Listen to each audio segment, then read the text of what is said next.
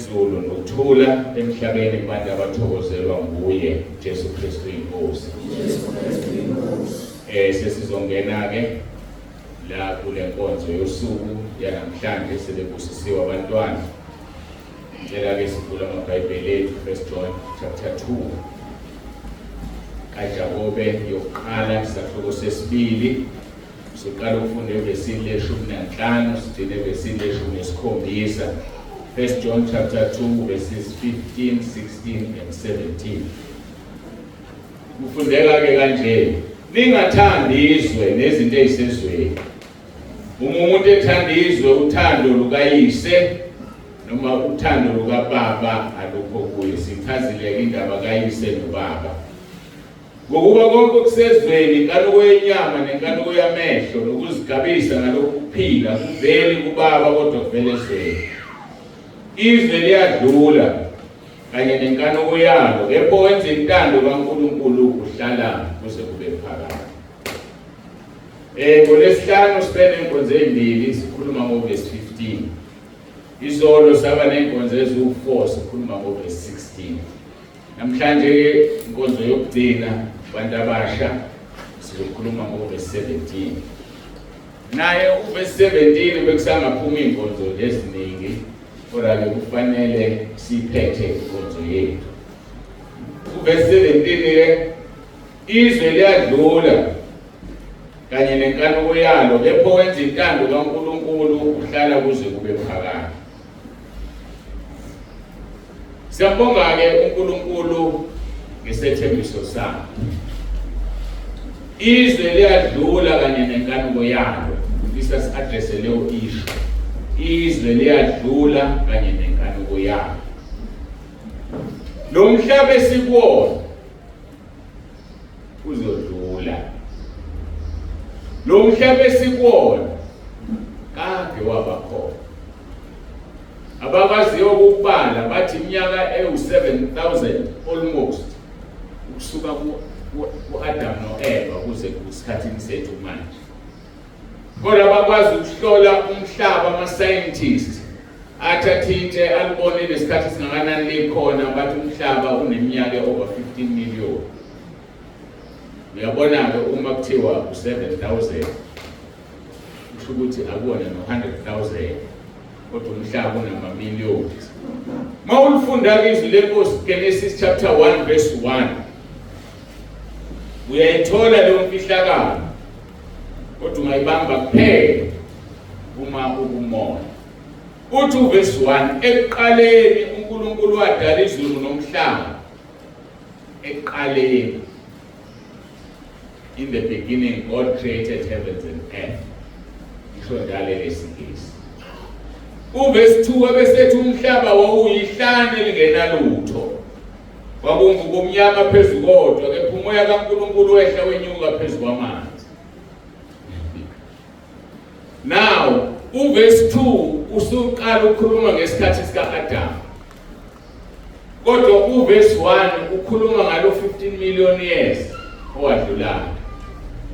uNkulunkulu ekuqaleni wadala izulu nomhlaba. Kusho ukuthi la in between uverse 1 noverse 2 kuneminyaka engama-millions, okungukuthi there has been life between verse 1 and verse 2. Kunophilo bekukhona, kodwa asazi ukuthi bekwenzakalani. Angazi namhlanje ngathi ngiphotha kakhulu izinto ebengingaziplanile. Uma uvula ngithi Deuteronomy 29 verse 29, ngakuthi my memory serves me well. Deuteronomy 29 verse 29 lithi izimfihlakalo zingezikaJehova uNkulunkulu wethu, kepha okwambuliweyo kungokwethu nokwabantwana bethu kuze kube phakade, ukuba siwenze onke amazwi alomthetho. So kunezimfihlakalo ezikhona esingazazi, ikakhulu eziphakathi kwasekuqaleni kudala umhlaba 15 million years ago nangesikhathi sika-Adam no-Eva. Imfihlakalo ezinzima kabi ezikhona lapho. Nokho zibuliwe lezi mfihlakalo kancane ku-Isaya nakuHezekeli. lasitshelwa khona ukuthi uSathane wayeyingilosi yokukhanya. uSathane wayephethe umhlaba.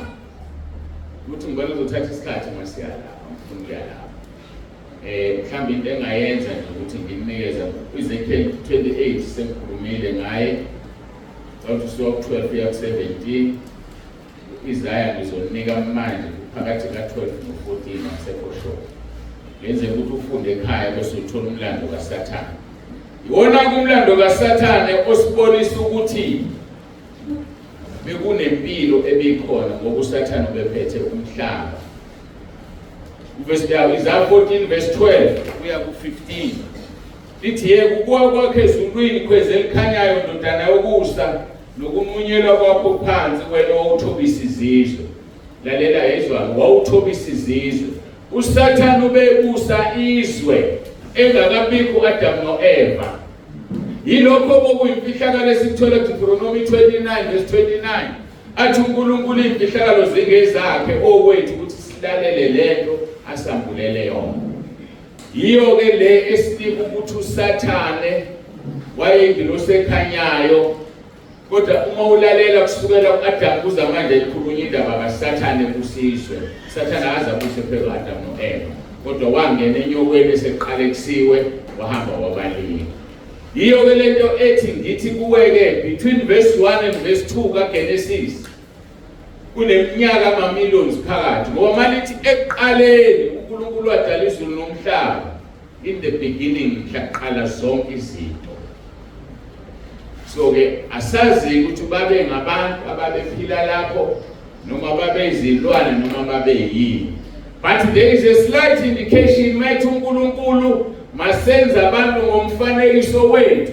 Okungukuthi those people makungabantu noma izilwane ezaziphila lapho, they were not of the image of God.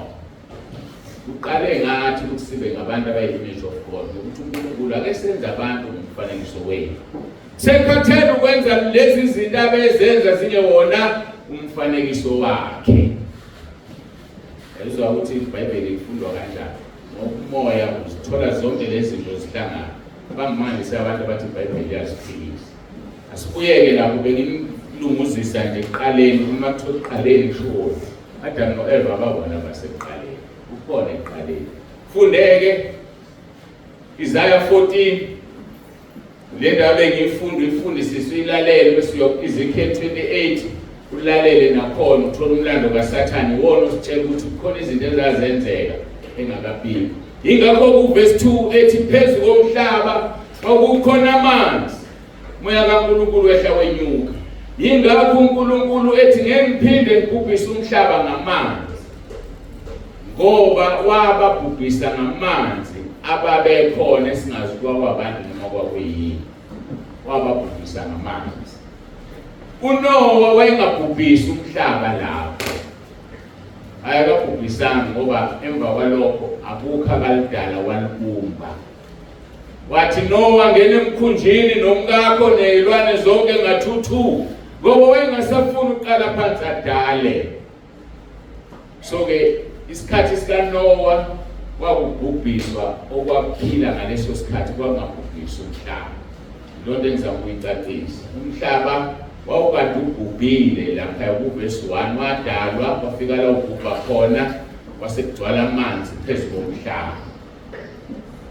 Mayisedwalileke amanzi siyathetheka ukuthi ngibuyele la. Wayesethini kuNkulunkulu makube khona ukukhanya. Kwaba khona ukukhanya. Wabona uNkulunkulu ukuthi kuhle. That was the first day. Waphinda uNkulunkulu wathi makube khona umkhathi phakathi kwamanzi. Kwahlukaniswa amanzi namanzi. Ngizodina la ukuyicacisa le. Isibhakabhaka lento esithi isibhakabhaka phezulu amanzi lawo. Niyazi lo ukuthi amanzi. Bavuma abanye bengazi. uNkulunkulu ngo-day number 2 wadala wathi amanzi awahlukane kuba amanzi phezulu amanzi phansi. Kwase kuyahlukana. So amanzi aphezulu amile awachitheki phezu kwethu asindwabe ngoba lalela izwi lakhe. watha kube khona amanzi awahlukana. Kodwa thina sifuna ukulalela izwi lakhe. Imvelo iyalilalela. Yazi uma ingadedela lawo amanzi onke. Siyinthi njengentuthwane. Ngavele ngitande kufe kuphele kanjalo kodwa. Nolwandle lolumile la babebelele la bazwile mhlamba aluzwa nababelele ngale kade belele khona manje sekuthuthele ebusuku ukhala magagasi. Lungathuthele lube yonke into kodwa ngeke luweqe umngcele lubekele ufunda ama-104 uzothola kuthiwa lala lelizwi lakhe amanzi agijima ehlintaba ama lapho wabekele khona umngcele. uNkulunkulu esimkhonzayo okubuhlungu ukuthi thina abantu asifuni ukuletha izwi lakhe. Uthi kuverse 17 izwe liyadlula nenkanuko yalo kepho wenza intando kaNkulunkulu uhlala kuze kube phakade. Yenza izwi uzohlala kuze kube phakade. Ngoba lo mhlaba esiwubonayo uzobhidlika uhle. La mazulu esiwabonayo azobhidlika ashe. By the way, angazi uma niyawazi ukuthi amazulu mangaki. Uthi umpostoli Paul waseKorinte verse chapter 12. Angazi noma lo muntu wayesenyameni noma wayephumile emzimbeni kodwa engikwaziyo ngangena kwelesithathu izulu. Ukuthi amazulu mangaki? Awu-3. Yalaze lokuqala. Yalaze lesibili. Anginishiye. Usengayiqedi inkozo. Yakumnandi basheka njalo abantu. Usezweni lokho manje ngifunela nikuthola. Kweni ngitshele ukuthi zabashezizayo uma ukuthi uNkulunkulu usasidinile. Sengizongitshela la mazulu amathathu. Ningikumbule uma sengikhohlile ngoba ngizobe sengikhohlile. Asibukele incwadi kaPetro chapter 2 verse 3. Sorry, 2 Peter chapter 3 verse 10 kuya ku-13. Kepha usuku lwenkosi liyakufika njengesela mhla amazulu eyakudlula ngokuhloboka. Yayizwakele indaba amazulu asazodlula. Thi amazulu mangaki? Awu-3. Kuyakusha konke kubhidlike nomhlaba nemisebenzi yawo kuyokusha. Lo mhlaba esiubona usazodlula. Lo mhlaba onama-millions eminyaka usazodlula. Athi verse 11. Njengokuba konke kuyabhidlika kanjalo kumele ukuba nibe ngabantu abanjani ekuhambeni okungcwele nasekumesabeni uNkulunkulu. Njengokuba konke kuyabhidlika nifanele ukuba abantu abanjani ekuhambeni okungcwele. Mhlambe ke ake nginaphela isithombe i-dramatize lento. Mhlambe ongamsaba uNkulunkulu uzoqala namhlanje. Kuthiwa amazulu azobhidlika. Umhlaba ushe. Bazobe bekuphi abantu la? Bazobe bekuphi? Uzobukwela. Kuzobhidlika okuphezulu kubhidlike kubhidlikela kuphi ngengasho ngathi amanzi mayewadedela uNkulunkulu. So vele sife kanjalo. Kodwa manje izwe selifundayo kwe-17. Izwe liyadlula kanye nenkanuko yalo kepho wenza intando kaNkulunkulu uhlala kuze kube phakade. Uzokuhlezi wena kuze kube phakade ukwenza intando. Ukuphi? Usha izulu, usha umhlaba, usha yonke into. So besikuphi? Mangabe ungamnakile uNkulunkulu isikhathi sokuthi umsabe manje. Ngoba uzobe sibekile la sibeke khona iBhayibheli lisithatha iseli. But there is only one thing for sure that we will be safe in his hands. Ubuyela udale yonke lento. Kodwa manje ibhili zeyishisa iqeda. Ufunda isambulo kuthiwa kuzoba khona izulu elisha nomhlaba omusha lapho ulwandle lobe lungasekho. Izulu elisha. Yilapho ke la sizobusa khona nenkosi yethu uJesu. Iziningi lezi zinto la ekhanda lami. Angazi ixoxane. Khona umahluko phakathi kombuso wezulu nombuso kaNkulunkulu. Ungayazike leyo. Umbuso wezulu nombuso kaNkulunkulu imibuso emibili ehlukene leyo. Okunake mokufundisa isizwe. Kodwa ke mhlawumbe uNkulunkulu mayevuma seyithatha ngelinye ilanga lona. Angazi yabona izinto eziningi manje engipostponayo. Ngoba ngizophuma ephuzwini. Kodwa iqiniso lilodwa, umbuso wezulu awuwona umbuso kaNkulunkulu. Hayi ukuthi awuwona ngoba kungewona owakhe. Umbuso wezulu ungaphansi kombuso kaNkulunkulu. Umbuso kaNkulunkulu umbuso omkhulu bese bakhona umbuso wezulu ngaphansi kombuso kaNkulunkulu. Kodwa ke angingishiye kanjalo. Ngakho-ke izwe lizodlula kanye nenkanuko yalo, kepha owenza intando kaNkulunkulu uhlala kuze kube phakade. Uthi kumphostoli Pawulo, njengokuba konke kuyakudilika kanjalo kumele ukuba nibe ngabantu abanjani ekuhambeni kwenu okungcwele nasekumesabeni uNkulunkulu. Bekufanele simsabele uNkulunkulu ozophilisa yonke lento eyakhiwe uyena, abese sakhela okusha umhlaba omusha lapho isono sobe singasekho khona. Uma ufunda kuIsaiah 66 uyathola lapho ukuthi kulowo mhlaba kobe kunelwane sobe sihamba nebhubesi njengoba umuntu ehamba nenja kulbrashe nixoxe nikhulume nalo yobe iphelile lento ukuthi isilwane sithi asikwazi ukukhuluma kodwa sicommunicate nomdala wakhe. Mkhonza uNkulunkulu so that you will enjoy those benefits. Uze ubumnandi makuwukuthi ingqondo uNkulunkulu uyavuma sikhumbuze ukuthi hey ngiyakhumbula kudala sesibalekele ibhubesi webhubesi awuzele lize kuwe ulitshela ufuna lenzeni likwenze ngoba sinjani sisizwe singcwele ubupristi kaNkulunkulu. Asiphinde lelizwe ukuze lizwakale maliqhumana from verse 10. Ngeke usuku lenkosi liyafika njengesela mhla amazulu yakudlula ngokuhlokoma. Yakusha konke kubhidlike nomhlaba nemisebenzi yawo kuyawusha. Yabona imisebenzi omhlaba ukungcola konke kuyosha kuphela. Izimoto lezi zihamba ngazo whether inegama inagama isikorokoro noma yini kuyosha. Yonke into izodlula. Kodwa khona inkinga ekhona. La kuthi ukufa ne-high days nabo bonke amagama abangalotshiwe bayophonswa echibini lomlilo.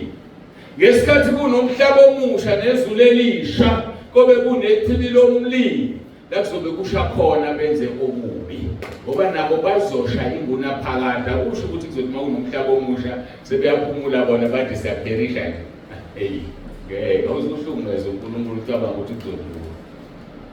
Lizobe likhona ichibi lomlilo lithi izwi lenkosi isihogo sophonswa khona nokufa kuyophonswa khona noSathane uzobesha khona njengoba ekhohlisa abantu ebatshela ukuthi unombuso uyobesha nabo. Yenzako imisebenzi kaSathane webona ufana nobani ngaleso sikhathi. Lithi izwi lenkosi kuthina simkhonzayo kuyophuma ilanga lokulunga ngalolo suku linokuphilisa emaphikweni alo. Ufunde Malaki 4 verse 1 and 2 uyokutshela. Ngakho-ke nifanele ukuba abantu abanjani ngokumesaba uNkulunkulu nizwa lezi zinto. Njengokuba konke kuyakudilika kanjalo kumele ukuba nibe ngabantu abanjani ekuhambeni okungcwele nasemesabeni uNkulunkulu. Verse 12 nibheka nilangazelela ukufika kosuku lukaNkulunkulu ayakubhidlika ngala mazulu ashe konke kushe kuncibilike. Kepha siyalindela nesithembisa amazulu amasha nomhlaba omusha okukhona kuwo umlomo. Belangazelele lolo suku. Ngeke ukusiza ulangazelele kanti ngeke ungene kulowo mbuso. Lulangazelele lolu suku ngokuphila impilo engcwele. Lulangazelele lolu suku ngokwenza intando kaNkulunkulu.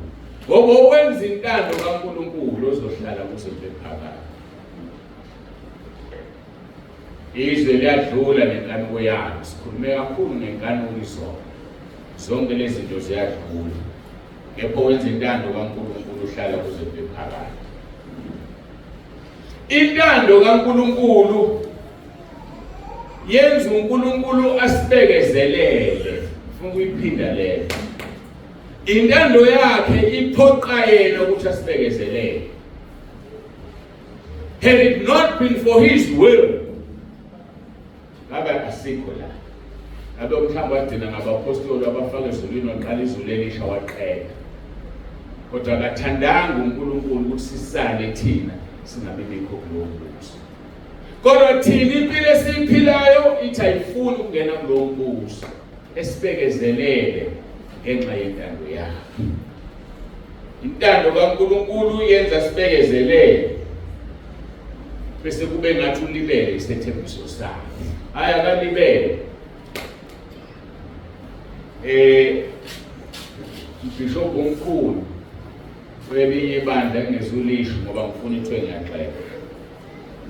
Elikhulu impela nje hayi kancane. Ukuthiwa likhulu kunawo wonke emhlabeni ngama-members. Ukukhuluma amagama abuhlungu. Wathi uJesu sesikhohliwe. Sekhohliwe ukuthi wasithembisa ukuthi uyosilanda. Kumanje uprepare ukuthi akubhalwe iBhayibheli elisha. Ngeke siphile thina ngencwadi yabhalwa 1500 years ago. Asikwazi ukuphila nalo ncwadi thina manje. Nasizakhele lethi iBhayibheli ayiphanglazi. Yilento yokuthi akaboni ukuthi uNkulunkulu umbekezelele ukuze aphenduke ngakholweni kwakhe.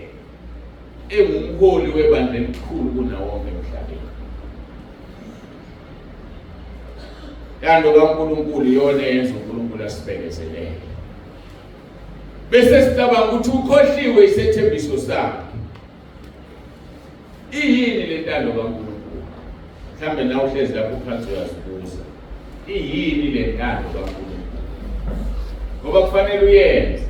Mangiqeda ukuyichaza ngizobe sengikutshela isibusiso esitholakala ngokwenza intando kaNkulunkulu. Bazojabula abantu WhatsApp. Kodwa-ke ngingenawo WhatsApp uzongena ku-YouTube uyithole inkonzo noma-ke uzithathele ama-notes. Ngoba izibusiso ziwu-10 benefits owatholayo ngokwenza intando kaNkulunkulu. So lo nto ngisho ukuthi kusemqoka ukuyenza intando kaNkulunkulu ngoba uyabenefit. Kodwa kwamanje ake sichazile intando kaNkulunkulu. Lona leli verse esilifundile masilehla kancane siya ku-verse 9 u2 Peter chapter 3.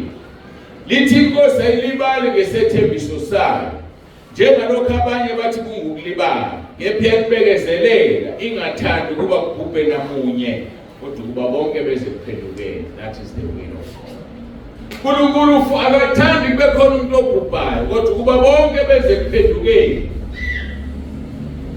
Intando kaNkulunkulu ukuthi uphenduke. Usuphendukile na? Intando kaNkulunkulu ukuthi uphenduke. Number 1 Lord. Number 2 suthola ku1 Timothy chapter 2 verse 3 no 4. Lithi lokhu kuhle kuyabongela emehlweni kaNkulunkulu umsindisi wethu. Othanda ukuba abantu bonke basindiswe bafinyelele ekulazini iqiniso. Nansi intando kaNkulunkulu. Number 1 phenduka. Number 2 sindiswa. Number 3 finyelela ekulazini iqiniso. Ngoba ungasindiswa ungafinyelele ekulazini iqiniso. Ingakho sibona abantu abasindisiwe belenga amaqiqi sithe inonsizwe yamkhwele. Ingakho abantu abasindisiwe beqhuma inwele. Sifundile uHosea 2 verse 2 ngesingisi kuthiwa udaka lwe-makeup lolifaka ebusweni, kodwa umuntu usindisiwe akafinyelele ekulazini iqiniso. Uphendukile mhlawumbe kodwa ukuphenduka akuphelele ngoba ukulingisa lelizwe. Phenduka, sindiswe, langazelele ukufinyelela ekulazini iqiniso. Nansi intando kaNkulunkulu. Iyona kaneke lentando ezokwenza ukuthi makusha amazulu kusho umhlaba konke kugoqwa uhlale wena ingunaphakade. Ngoba lezi zinto azikuthini. Beyicacisa kabanzi ke kuMarku 16 verse 16 uJesu ukuthi yini usindiso. Abantu abakwazi ukusindiswa. Verse 16 Mark 16 lithi okholwayo ababhadiswe uyakusindiswa, kepha ongakholwayo uyolahlwa. Umbuzo wami uthi ubhabhadisiwe wena na? Mawungabhaphathisiwe usindisiwe. Lithi izokholwayo asindiswe. Amazwi aphuma emlonyeni kaJesu esezomuka esehamba. Abakubiza ngesingisi bethi Great Commission. Yayithola kuMatthew 28, Mark chapter 16, nakuLuka 23, 24. Amagama omuntu owakhuluma esezofa ayahlonishwa, ayalalelwa, ayenziwa. Uthi uJesu okholwayo abhaphathiswe usindiswa. Okungukuthi okholwayo angabhaphathiswa akasindiswa. Angazi-ke mina. Nokuthi ubhaphathiswe ubani? It comes. Awuzuvele uhamba ucwilwa inoma ubani umuntu emanzini. Ngoba ngeke kukusize. Funa ukucwilwe umuntu odotshwe uNkulunkulu wamgcobela lo msebenzi. Awenziwa noma ubani. Ngeke ngakhuluma izolo ngathi abantu babekunika isikhundla bayakwephula. Kodwa mosike so uNkulunkulu sinikeze ijeni. Ngelinye ilanga sakhumbula ngazi indaba ngakhona kodwa mhlawumbe okuyiphasika ngisazi. Sasinobaba uZulu mhlawumbe ibandla lalingonyaka wodwa. Le day ingane ikhona futhi ngiyakhumbula kwasekudliwa ngaleso sikhathi. Ngazi uma siyazoqhubeka enye inkonzo. Siyaxoxa-ke endinendoda ngiyazi ngisayikhumbula. Kodwa engikukhumbulayo ngathi hayi kungcono mina uNkulunkulu mayengibiza akazange angikhetha ngibhaphathisa abantu. Angazi sangena kanjani leso sihloko. Kanti sengimthindile uNkulunkulu. Ebusuku sengilele ngavulela uMatthew 28. Great Commission lengikhuluma ngayo. Funa sifuna. Ngavulelwa uMatthew 28 ebusuku. Mina kade ngithini mina ngiyosho ngithanda ukuthi kodwa engashonga ngaqamba mama. Wavele ngasho. Bathi ngimaphela ibandla lakhe. Azange nje asho ngaqamba mama. Ngavulela uMatthew 28 verse 18. Ngawufunda ephusheni noma embonweni. Jesu wasondela wakhuluma kubo wathi ngiphiwe amandla onke ezulwini nasemhlabeni. Ngalokho hambani nenze izizwe zonke abafundi nibabhaphathise egameni likaYise lendodana nelikaMoya oNgcwele. Nibafundise ukugcina konke enginiyale ngakho. Bhekani mina nginani insuku zonke kuze kube sekupheleni kwezwe. Wasethiwa hamba ukubhaphathisa abantu.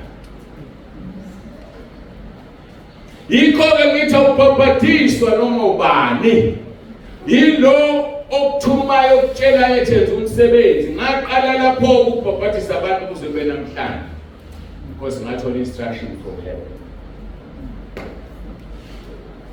Mawuzobhaphathisa uvuma izono. Mawubhaphathisa ungayivumile izono. Lo mbhaphathisi is null and void. Awukho. Ngoba okholwayo isithelo sokholwa ukuvuma isono. John umbhaphathisi Matthew chapter 3. Ebona abaFarisi bethatha shortcut befuna ukubhaphathisa. Uyababuza. Uthi nitshele ubani ukuthi nibalekele ulaka oluzayo na? Okungukuthi ukubhaphathisa ubalekele ulaka oluzayo. Usuwalibalekela wena ulaka oluzayo. Kaluvuma izono zakho. Usiyabhaphathisa ubalekele ulaka oluzayo oluthi okholwayo abhaphathise usindiswa. Kodwa ongakholwa uzolahla. Sho njalo uJesu. Angazi-ke mina ukuthi wena-ke ungenaphi na.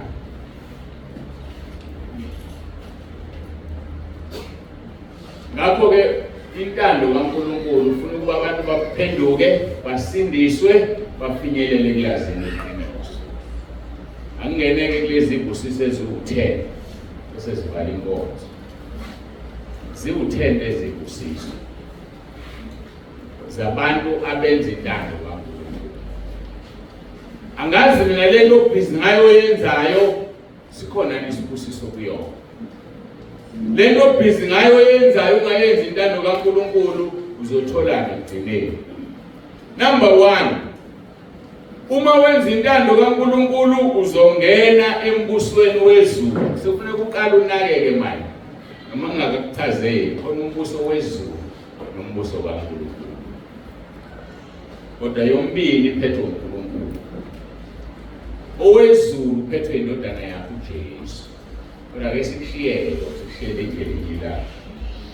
Mawufunda uMatthew chapter 7 verse 21. Uthi uJesu amazwi akhe, asibo bonke abashoyo kimi ukuthi inkosi inkosi abayokungena embusweni wezulu kuphela wenza intando kaBaba osezulwini. Khumbula ngithele owezulu ukhontrola uNkulunkulu. Yenza intando kaBaba osezulwini ukuze ungene embusweni wezulu.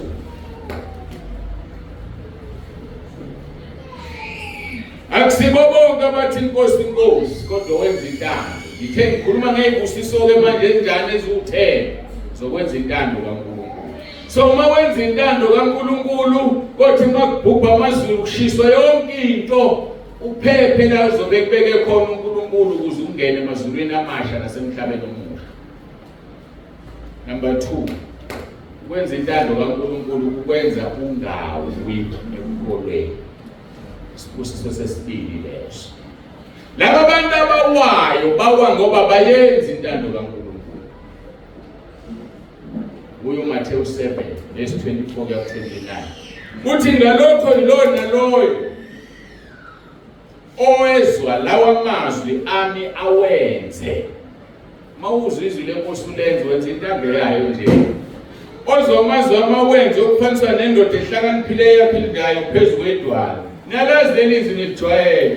Kodwa unaka ukuthi sibusiso sokuthi wenze izwi ngeke uwe ekukholweni. Faniswa nendoda yahlakaniphileyo yaphindayo phezu kwedwala verse 25. La itheni imvula kwafika isikhukhula kwavunguza imoya ishaya lendlu kepha kayiwanga. Ukuba enjani eyisekelwe yidwala. Ubani idwala? uJesu uqobo lwakhe. Ama-benefits okwenza intando kaNkulunkulu ngekuwe. Zofika imvula, zifika izikhukhula, zikushaye uyophuma ngale.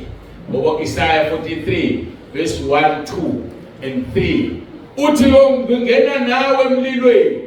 Izikhukhula ngeke zikhukhule nomlilo ngeke ukushisa. Ngoba yini uJehova uNkulunkulu wakho ngumhleli wakho ngikubizile ngegama lakho. Wonke umuntu uyabizwa la ngegama lakho. The question is, uyalalela yini umuntu ngisho uSamuel owathi mayibizwa wahamba waya kumpriest omdala uEli.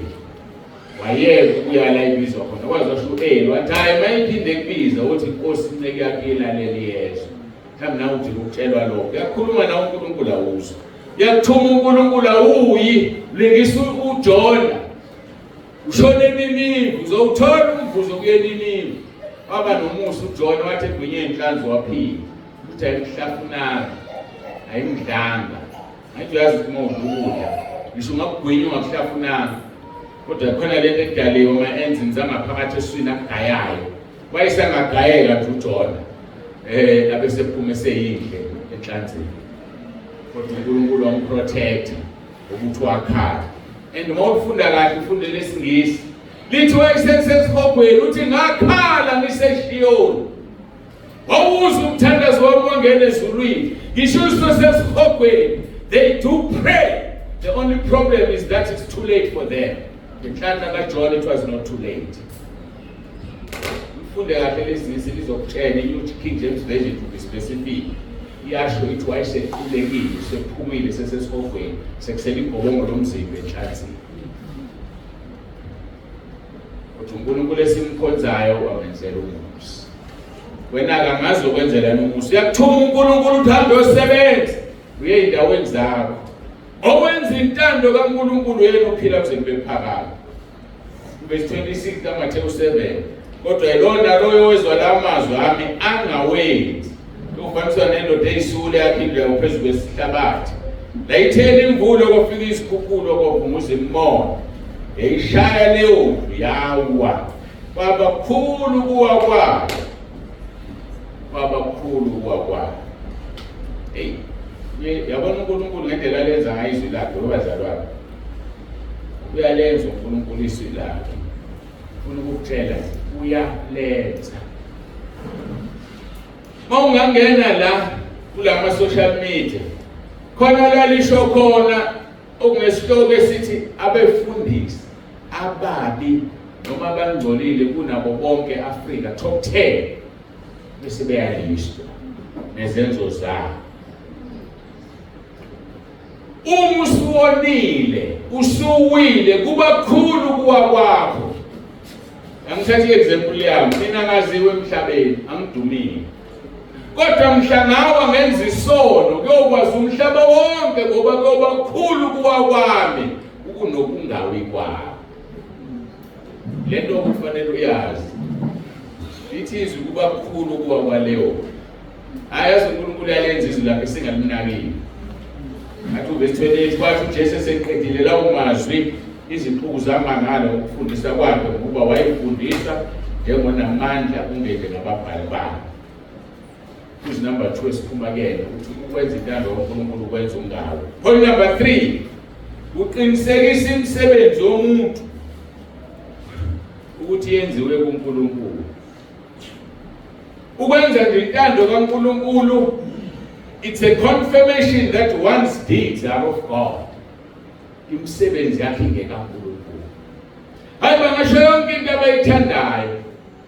Bathi uNtsibanda uthwele, basho noma yini, kodwa ukwenza kwami intando kaNkulunkulu uqinisa imisebenzi engenzayo ukuthi ivela kuNkulunkulu.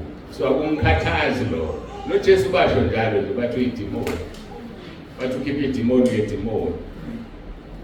Kodwa ukwenza intando yalo wayemthumile kwenza abantu baqinisekisa ukuthi wenza imisebenzi kaNkulunkulu.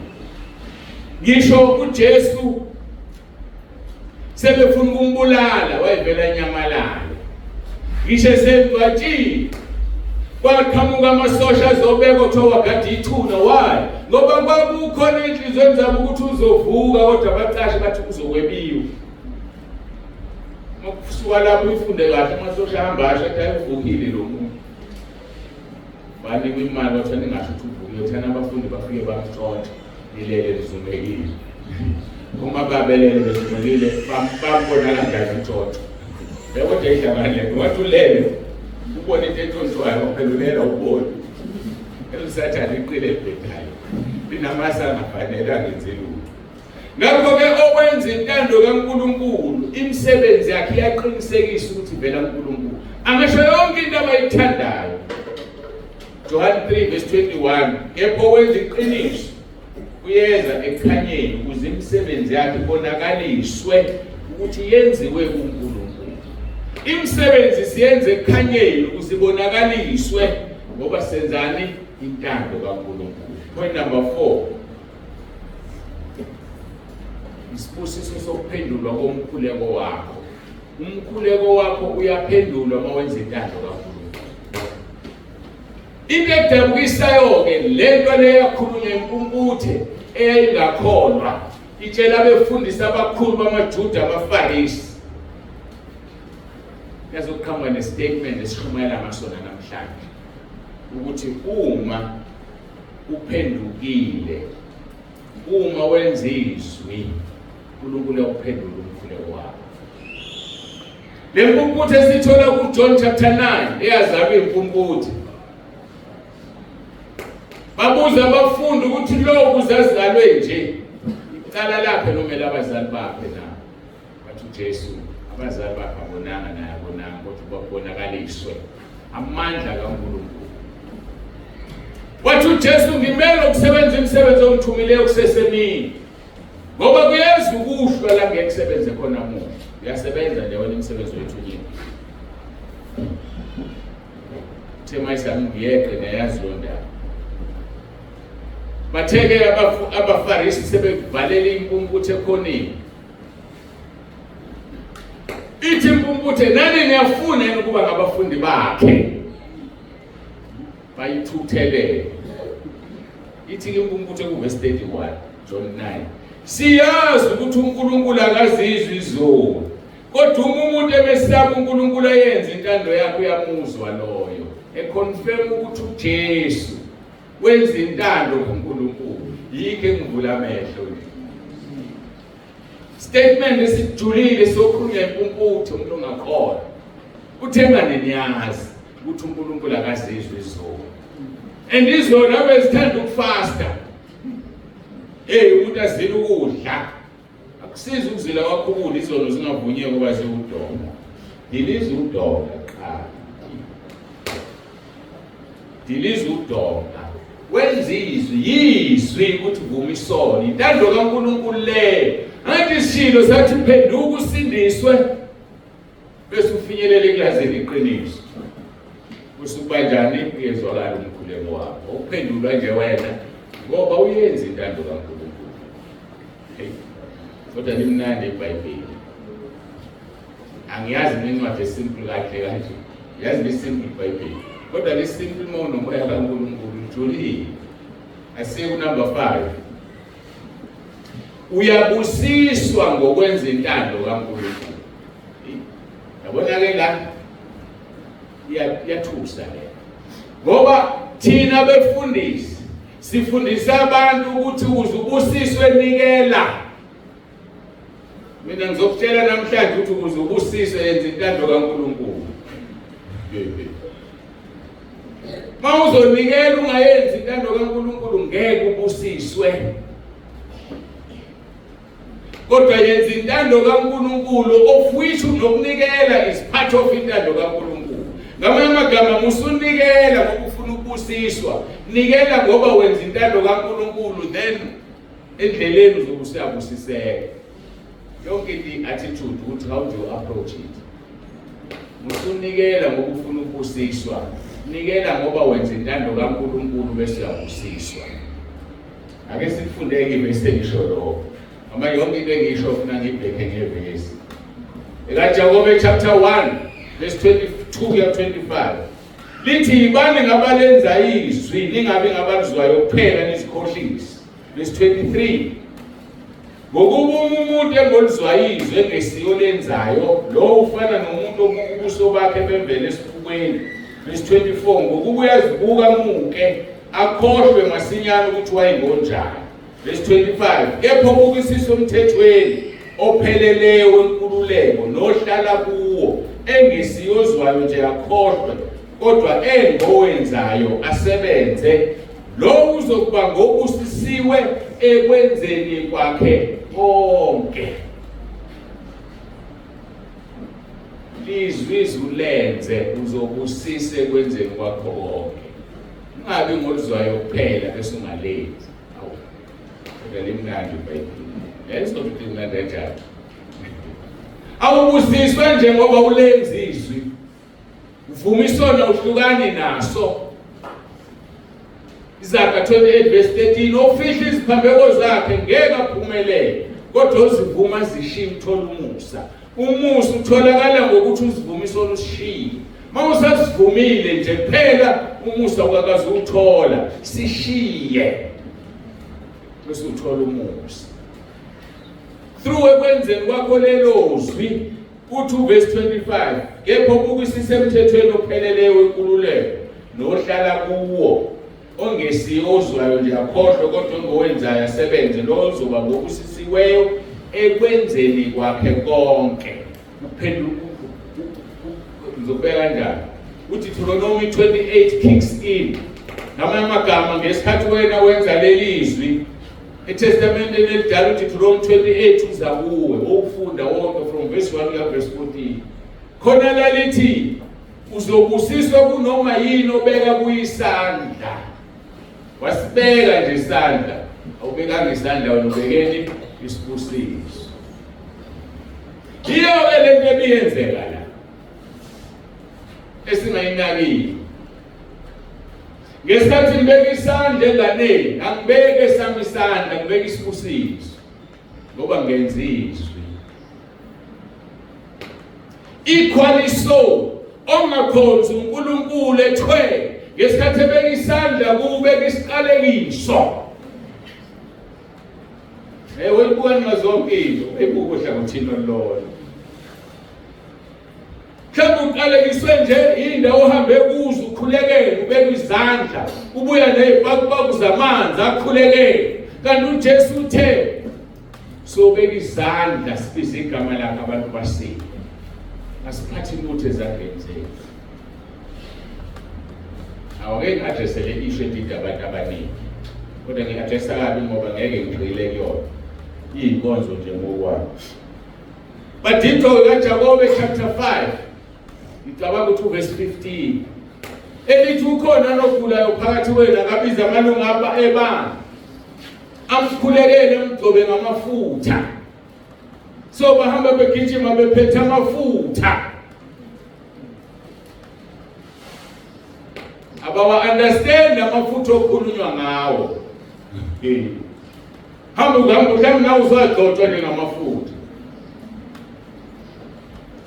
Inkonzo endala eTestamenteni elidala, iTestamenti elidala liyisibuko noma liyisithunzi sezinto zeTestamenti elisha.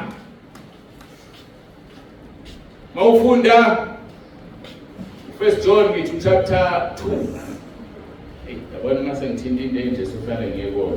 Hayilo leli verse yayiyo le. Mawufunda la ku-27 nganilobela lokho ngabo bandukisayo verse 27 nina-ke ukugcobe nakwamukela kuye uhlala kini. Awulelele kahle ukugcoba kuphathani amafutha angithi ukugcobe nakwamukela kuye kuhlala kini anidingi ukuba nobani anifundise kodwa lokhu ukugcoba kwakhe okunifundisa khona ngakho konke kuyiqiniso akusiwa amanga nanjengokuba ukunifundisile ehlalani kuwo. Ukugcoba ikona okunfundisayo. Amafutha iwona afundisayo. Ngizama ukuchaza amafutha. Ukugcoba ikona okunfundisayo. Leviticus chapter 10 verse 7.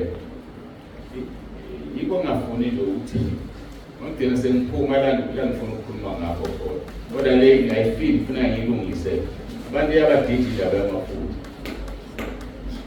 Leviticus chapter 10 verse 7 ningaphumi eminyango wetende lokuhlangana funa nife ngokuba amafutha okugcoba kaJehova phezu kwenu. Nanga lo mafutha adidaba. Amafutha okugcoba kaJehova phezu kwenu. La mafutha okugcoba phezu kwakho umuphuma etendeni lokuhlangana uzofa. Isaiah 63 verse 10 bamhlubuka uNkulunkulu uMoya ophenduka isitha. Hayi ngisakhaza amafutha mina. Angase ngiyaphi uMoya Ongcwele. U-10 27 kaJohn chapter 2 nina-ke ukugcobe nakwamukela kuye kuhlala kini anidingi ukufundiswa noma ubani. La mafutha anjani kanti ayafundisa ngithi bakithi ezimnandi eBhayibhelini amafutha okugcoba ayafundisa. Okunye 114 sithola ukuthi kanti imaphi la mafutha okugcoba. Verse 26 ngeke umduduza amazwi kaJesu lawo. Ngeke umduduza uMoya Ongcwele ubaba yakumthumela egameni lami uyakunifundisa konke nanko amafutha hayi lawa aphathekayo. Yilawo uMoya Ongcwele uzothi uma uphuma etendeni lokuhlangana bese uyafa. uMoya Ongcwele uyasuka kuwa phezu isitha sakho. Baphatha amafutha behambe benigcoba. Ngoba vele uMoya Ongcwele akekho abatshela ukuthi akukhuluma ngamafutha aphathekayo. Niyawezwa amafutha? Kunjalo. Achaza iBhayibheli asho ntsibande. Mina ngikhulumisa iBhayibheli nje kuphela akaze ngishoni. Ngitshela amafutha okukhulunywa ngawo eBhayibhelini. Yabona mangikhulekela umuntu egula noma enjani ngithi ngegama likaJesu ngiyageza ngegazi likaJesu ngigcoba amafutha kaMoya Ongcwele nemo kanjani yasinda lo. Ngoba ngenze uJakobe 5 uthi biza amalungu ebandla akukhulekela kugcobe ngamafutha. Gcobe ngamafutha kaMoya Ongcwele. Kodwa ngeke umgcobe ngamafutha kaMoya Ongcwele ungenaye. Nansi iproblem bayilele khona bese bewaphatha ngezandla. Kodwa Nkosi yami baphuma befundisi bami ekhaya lethu. Hawu bahambile. Hawu bahambile ngiyazisa. Hey. Sikhuluma ngani la? uJakobe 1:25 uthi kepha okusisemthethweni opheleleyo wenkululeko nohlala kuwe ngesiyozonja kodwa ongowenzayo asebenze lo uzoba ngobusisiwe kwenzeni kwakhe konke. So point number 6, owenza intando akazanyazanyiswa naphakade. Angithi uzothi malisha izulu usho umhlaba ngokungqondo yethu thina abantu suswele indawo uzohlala lapho uzophila. Ithi iBhayibheli awuzanyazanyiswa wena ngoba wenza intando kaNkulunkulu. That is point number 6. Impendulo siyithola uma-15:1-5 isimo sokukaNkulunkulu. Jehova ngubani ohlala etendeni lakho na? Ngubani okwakha endabeni yakhe engcwele na? Verse 2, yilowo ohamba ngobuqotho nowenza ukulunga. Ngizowachaza la mavesi. Yabona la mavesi mangawaqala nje ngiwachaze, ngafuna ngibize imvuselelo ka7 days noma ka14 days. Sihlale nje la verse 1-5. Ngizochaza-ke impendulo izoyithola lapha ekugcineni. Verse 2, yilowo naloyo ohamba ngobuqotho nowenza ukulunga ukukhuluma iqiniso enhliziyweni yakhe, ongahlebi ngolimi lwakhe, ongamona umngani wakhe nongamhlazi umakhelwane wakhe. Verse 4, obuka onengekayo ngokuzakumenyanya kepha ebazisa abamesabayo uNkulunkulu. Ngiyalingeka-ke lapho ukuthi ngikuchaze. Obuka onengekayo ngokuzakumenyanya. Onjani onengekayo? Konjani onengekayo? Ukuze uzihamba ukuthi abantu bayanengeka lo uhambe esikhobheni, kuthiwa umuntu uyanengeka wena. Ngizongena esikhobheni ngiyakutshela. Ngizokuphendula ngezwi ukuthi onjani onengekayo.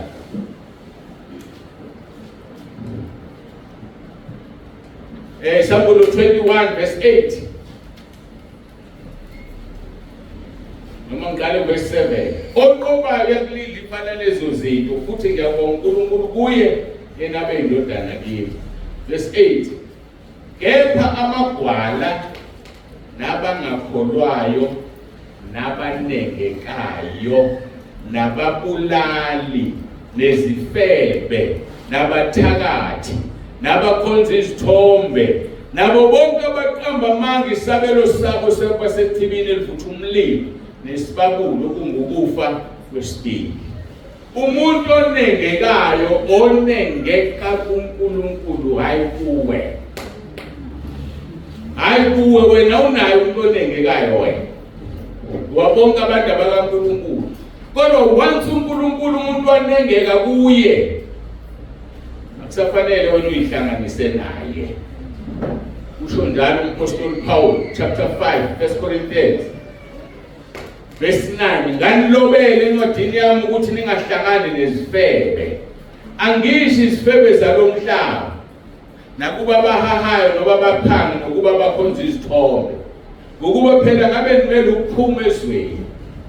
Yezwa lo akakhulumi ngalabo bantu la. Ngizamchaza onengekayo njalo. Verse 11, kepha manje nganilobele ukuba ningahlangani nomuntu obizwa ngokuthi umzalwane uma yisifebe. Nangokonengekayo uzibiza ngomzalwane kodwa ulizona. Abanengekayo-ke labo.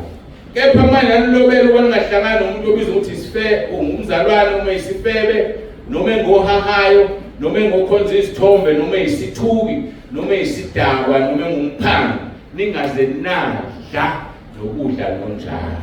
Nangokonengekayo. Ahambe wena uphethwe idimoni, emini ubasibambana ngemphiwe usuthi uyanengeka.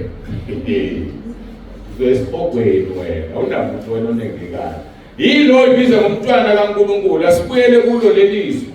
Amahubhu 1:4 ngathi ngiyalingeka ukuthi ngichaze. Obuonengekayo ngokuzakumenyanya kepha ebazisa abamesabayo uNkulunkulu. So umuntu omsabayo uNkulunkulu mazise. Kodwa umuntu ozibiza ngomntwana kaNkulunkulu edla izono uyanengeka menyanye. Suke duze kwakhe lithi ungadli ukudla nonjalo. Bese lithi ofunga ngokuzakumlimaza nokhangala kuphula izwi lakhe uzongena kulabo. Verse 5, ongatsheleki umuntu imali yakho ukubizale nongamukeli umvuzo ngongenacala. Nanto selithi owenza konke lokhu akayokuzanyazanyiswa naphakade. Ngithe mina ama-benefits okwenza izwi awuzuzanyazanyiswa. Awukodwa bakithi nayibona ukuthi ilulile umayilithanda awuzuzanyazanyiswa. Point number 7 ziwu-10 lezinto mangiqeda zona ngihlala phansi. Uma wenza izwi uzohlala kuze kube phakade. Sidwalisa yona lento ekhulunywa laphaya seyiyo lento ekhulunywa ku-17. Izwe liyadlula kanye nenkanuko yalo, kepha wenza intando kaNkulunkulu uhlala kuze kube phakade. Kuzothi kusha izulu kusha umhlaba, you will be safe ngoba wena wenza intando kaNkulunkulu. Point number 8, ukuzalwa ngokusha. Bayathanda abantu ukuthi uma uKristu Jesu isidalwa esisha. Iqiniso lelo, but the question is, uyisono isidalwa esisha? Uzelwe ngokusha. Uzalwa ngokusha kuphela uma wenza intando kaNkulunkulu. 1 John chapter 2 verse 29. Ngisho ucebile, yabona? Ucebile lo 1 John chapter 2. Lesibuyela ke verse 29. Uma nazi ukuthi ulungile, yazini ukuthi lona loyo wenza ukulunga uzelwe kuye. Mawazi uJesu ukuthi ulungile, umuntu ombona emhlabeni enza ukulunga ingoba ezelwe uJesu. So kwenza intando kaJesu ukwenza uzalwe ngokusha. Yiloyo muntu ukozothi uma uKristu Jesu isidalwa esisha ngoba wenzani? Wenza izwi. Point number 9, uma wenza izwi uba nokulunga okufana ncamishi nokwendodana kaNkulunkulu. Yazi uba ngcwele lona. Liyangcwelisa izwi ocabanga ufane noJesu. 1 John chapter 3 verse 7. Bantwanyana maningadukiswa umuntu owenza ukulunga ulungile njengokuba yenelungile. Yenza ukulunga, yenza izwi.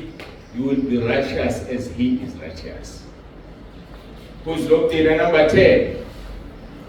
Hey, iyangihlula lento bengithi ngiyilungisa. Ayivuma. Musa, umsebenzi wakho uyawazi. Ngazi ukwenze. Kuhle sisebenze ilanga lisekhona. Ngikhuluma ke ngo-number 10.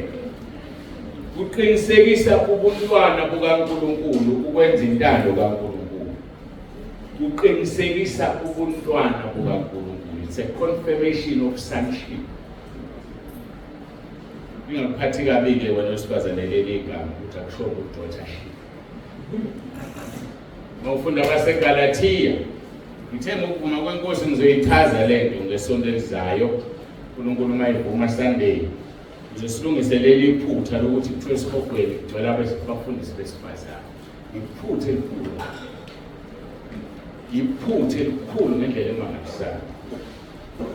Mawufunda kwabaseGalatia, lithi izwi lenkosi akukho umGreek akukho umJuda, akekho owesilisa akekho owesifazane, ngokuba nonke nimunye kuKristu. Hayi kodwa uzowathola amavesi amaningi kuchazela abantu besifazane abangabefundisi, abanye bangabapostoli, bese kuqhamuka umuntu ngimtshelile ngathi uSathane wayengeke athathe uJesu ambeke esiqongweni sentaba bese ehluleka ukuthatha umuntu amfake esihogweni, abuye umuntu athi uJesu uthe qamba amanga esikhohlisa lithathwe idimoni. Kuthiwa kugcwele abafundisi esihogweni besifazane, kuthiwa kufanele bashumayele bona babe abavangeli angabe umfundisi. Ungazi bakuthatha ngoba lelizwe liTimotheo lithi owesifazane akavunyelwe ukufundisa, hayi ukushumayela. Ukufundisa ngizokuchazela ukuthi ukuthini. Kuyasiza ukuthi uma wenza umsebenzi kaNkulunkulu ufunde. Ngake nganitshela ngineBhayibheli elingaka uhlonzo, lingaka ukukhulu iDex. Lichaza ivesi nevesi ngoba ezinye izinto zibhalwe ngesikhathi esithizeni. Ngithi ngichazele elinye ivesi ngibuyele kulelo. Kunevesi lethu uJesu isitebi ngeke singene embusweni wezulu, kungangena ikamela ngentunja yenalithi. Niyalazi lo verse angithi. Uthi ngeke isitepe singene umusweni wezulu kake nikamela ngentunza yenalithi. Mawusuthatha leli Bhayibheli lami engikhuluma ngalo. Liyachaza. Lithi ngaleso sikhathi umuntu mayicebile wayefuya amakamelo ngoba amakamela izimoto njengamanje oMercedes noBM leso sikhathi. Abantu abaningi babegibela imbongo. But once you own ikamela, it means you are rich. So maybe umuzi wakhe uba namagate awu-2. Igate lokungena abantu, igate lokungena ikamelo ngoba linesifuba. Libizwa lelo gate ngokuthi it's a needle of an eye, intunja yenalithi. Uma uJesu ethi isitepe ngeke singene ezulwini ngangena ikamela ngentunja yenalithi, kusho ukuthi intunja yenalithi ileli gate labantu ngoba lincane. Ungangena ikamelo ngegate labantu. Leli elifushane lingana nathi ngoba ikamelo elide. So and then you understand the verse better. Nezwe Lord. So manje bathatha iverse uthi uPaul umuntu wesifazana akasufundisa kathobela indolo. They don't understand ukuthi kukhulunywa ngani. And the same Paul uthi umuntu wesifazana mayiprofetha noma ekhuleka kathwala uprofetha ukuphi phambi kwabantu angithi. So uPaul yahlanya ekhanda umuntu ayiphambanisa. Bese uSathana capitalize lapho ngoba engafuni sibeka abesifazane ezikhundleni. Awuthatha upresident wesifazane umphathi South Africa uzayibona izoqonda ngqo njengothi lo mkhonto yakutshela mina. Nanka amakhaya amile amiswa abantu besifazane. Kunesisho esithi indoda yakha umuzi but wesifazane wenza lo muzi ube yikhaya ifudumale. Bese uqaphela kungaveli uthatha into ongayazi. Akho Jesu la othe abantu besifazane abafundisi besifazane bayasho esibokweni. That is total lies. And mawusakaza leyo usazoma phambi kaNkulunkulu uphendule ngoba uqambela uNkulunkulu amanga. Asilifundi iBhayibheli sinabhekisi phansi. So I challenge all of you. Mayimali kuvumelwa ngikuthenge liyadula lona but liyakusave. Ngoba wazi izinto ezifihlakele liyakutshela ukuthi kusho ukuthini. So mayithi uJesu ikamela lingangena ngentunja yenalithi. Igate labantu libizwa ngentunja yenalithi. Wayengeke uJesu enze ihaba athatha ikamela nawe umuntu ngeke ungene embotsheni yenalithi. Angidluleke la. uNkulunkulu mayivuma uzoyichaza indaba abantu besifazane uNkulunkulu ebasebenza ngeTestament elidala bengabahluleli. Akuzuqhamuka uSathana athatha umuntu ngoba engafundiswa ibande elikholo umuntu wesifazane liyaqonda lithi ngqo. Ngiyakutshela mina. Ibranch ephethe umuntu wesifazane iyaqonda ithula lithi ngqo. Ngisho kahle ubaba bekhona. So kasigadi izinto esizenzayo nesisikhulumayo nesizizwile sikhulunywa zihlole kumoya uthathise ulibeke la. So umqonzo umhla 24 lesonto Sunday uNkulunkulu evuma ngicacisa le ndaba ngoba ngifuna icacile na ku YouTube ngoba yonakele igcwele na ku YouTube kuthiwa abafundisi besifazane bayasho esibokweni. Ngithi-ke ngize ngiye lapho ngikhuluma ngokuthi kuqinisekisa ubuntwana bukaNkulunkulu, confirmation of sonship. Masithi sonship sisho wesifazane nowesilisa kuhlangene la. Asizukusho daughtership. John chapter 3. No, 3 John. John wesithathu lapho John abancane verse 11. Ngithi awuna chapter sesithi chapter 1 verse 11. Lithi sithandwa ungalandeli okubi kodwa okuhle. Owenza okuhle ungokaNkulunkulu, owenza okubi akambonanga uNkulunkulu. So owenza okuhle ungokaNkulunkulu, so wenza okuhle, wenza intando kaNkulunkulu confirms the sonship. Uconfirm ukuthi ungumntwana kaNkulunkulu. So abantwana bakaNkulunkulu sibazi ngokwenza okuhle. Abantwana bakaNkulunkulu sibanzi ngokwenza izwi nangokulunga. Uzumbona uNkulunkulu yenza intando yakhe ngokugcina imiyalo yakhe. Ngeke umbone uma ungayenza intando yakhe. John 14 verse 21. Uthi uJesu nemiyalo yami ayigcine kuye ongithandayo. ongithandayo uzothanda ubaba, nami ngiyakumthanda ngizibonakalise kuye. Ngiyafuna uJesu ukumbona, ngiyafuna ukumbona uJesu. Lena imiyalo yakushiwo le, lena imiyalo yakho uthi ngiphinde lalela kahle. Ofuna ukubona uJesu, nami ngaba nenhlanhla ngambona. Onemiyalo yamayidine nguye ongithandayo, ongithandayo uzothanda ubaba, nami ngiyakumthanda ngizibonakalise kuye. Akusiyona into yosibanibani ukubona uJesu, ayikho into yosibanibani. Nami ngelutho nje sengake ngambona. So uma ufuna ukumbona yenza izwi, yenza intando yakhe, yenza imiyalo yakhe. Athi uJesu kube beningazi mina beniyakumazi nobaba, kusukela manje niyamazi nimbonile. Ongibonile mina ubona ubaba, ngikubaba nobaba ukimi. Amazwi engiwakhulumayo akhulunywa ngubaba. Sesifikile emaphethelweni enkonzo yethu yanamhlanje.